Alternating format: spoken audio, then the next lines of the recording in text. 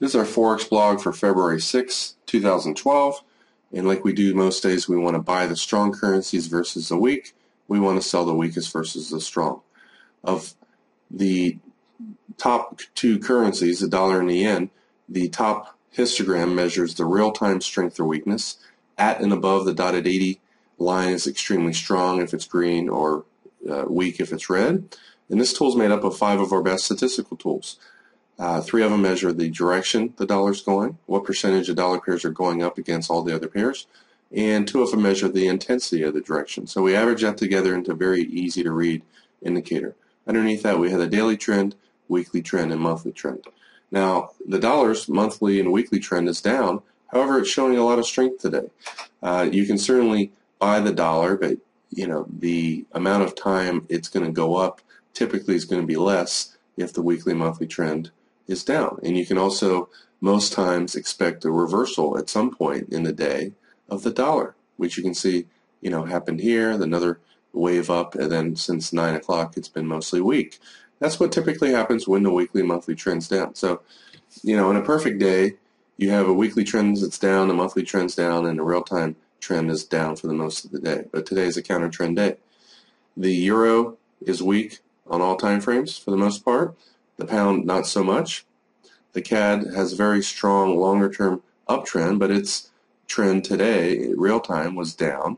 Same thing with the New Zealand. Actually, its weekly monthly trend is up, and it for the most part has more momentum up than down.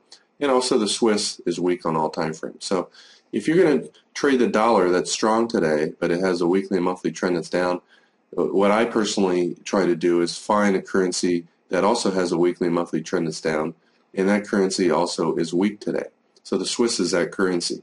So you want to basically buy the strong dollar versus a weak Swiss, and because the Swiss has a weak weekly and monthly trend, and so does the dollar, those longer term trends are less likely to affect you. So you want to buy the dollar Swiss today. Here's the currency starting the day off. Here's our upper containment bands. Usually at the white 2.0 containment band is where the end of the move is. This is the previous month's high, which is a resistance area. It's a relatively risky trade to buy right in front of a resistance area, and right above that we have the previous day's high, which you can see it went to the this area here and kind of stalled, hit the previous day's high and couldn't get above it. It only went up 10 pips. You can see after a little bit of a pullback, I like to give it at least an hour, hour and a half when it's right near resistance areas. So from this point onward, if it had busted out here, we would have bought. It breaks this down trend line right here, you go long. And again, above the upper white containment band, most of the time it's the end of the move.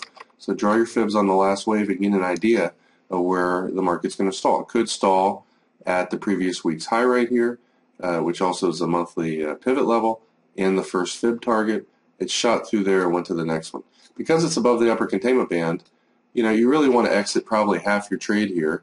You would have been long here at 27 and out at around 60.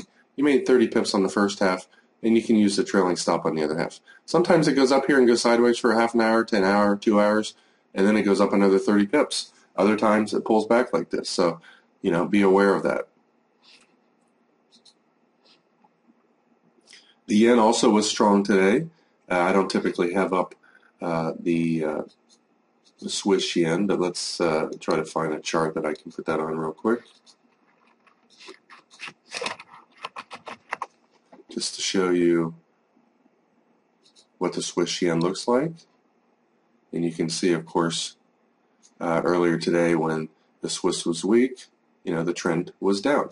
And we really only have 2 entry methods. One is a anywhere from 30 minutes to a multi-hour sideways rectangle breakdown, which you have actually 2 of them here.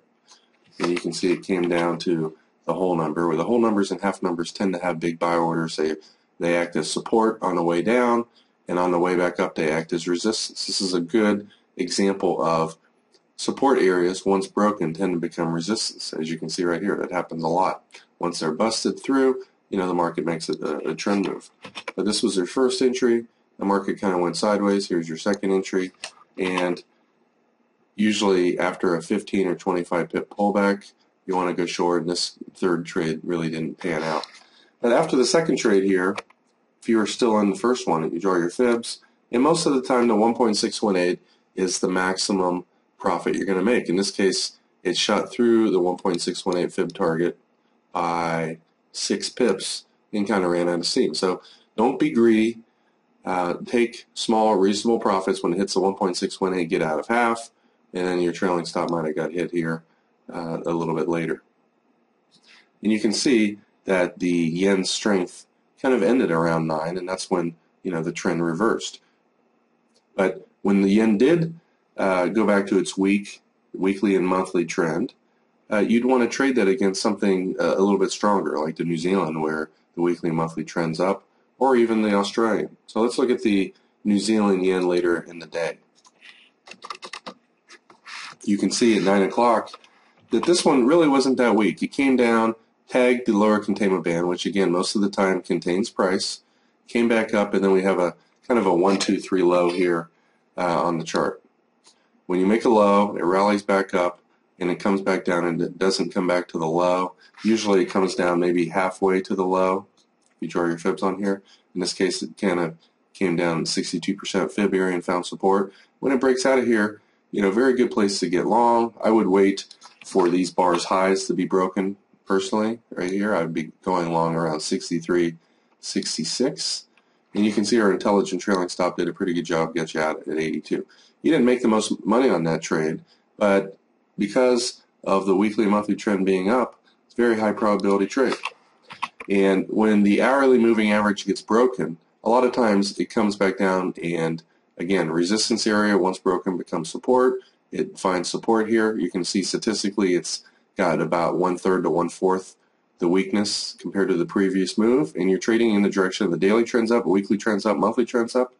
Draw your trend line over these bars high, and you go long, and you can see, you'd probably still be in this trade. You're trailing stop. You've already locked in 10 pips. If it can't continue higher in the next, because this is kind of a dead time of the day, if it can't go higher in the next 30 minutes to an hour, you probably want to at least exit half your trade here and use the trailing stop to get out of the second half.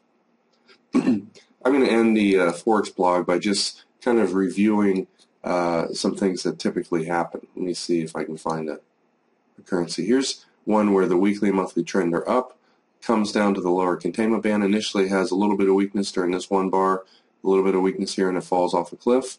Because the weekly and monthly trend's up, buying at the lower containment bands is a pretty high probability trade. You can see this one up about 60 pips.